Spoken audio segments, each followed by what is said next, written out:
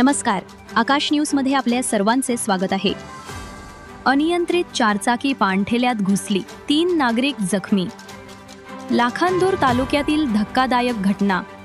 प्राथमिक आरोग्य केंद्र बारवा येथे पर्यवेक्षक म्हणून कार्यरत असलेले धीरज लोणारे हे आज दिनांक 14 नोव्हेंबर रोजी दुपारी 4:30 वाजताच्या सुमारास आपल्या चारचाकी वाहनानं घराकडे निघाले असताना त्यांची गाडी अचानक अनियंत्रित होऊन प्राथमिक आरोग्य केंद्राच्या गेट समोर असलेल्या पाणठेल्यावर जाऊन धडकली.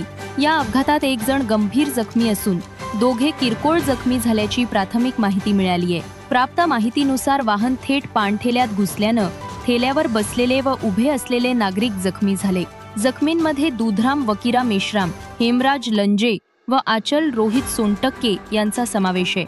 यापैकी दुधराम मेश्राम यांची प्रकृती गंभीर असल्यानं त्यांना तातडीनं सामान्य रुग्णालय भंडारा येथे हलवण्यात आले, तर इतर दोघांवर बारवा प्राथमिक आरोग्य केंद्रात उपचार सुरू आहे. घटनेची माहिती मिळताच दिघोरी पोलीस स्टेशनचे कर्मचारी तात्काळ घटनास्थळी दाखल झाले असून पुढील तपास सुरू आहे. दरम्यान अपघाताची बातमी गावात वाऱ्यासारखी पसरताच घटनास्थळी मोठी गर्दी उसळली होती.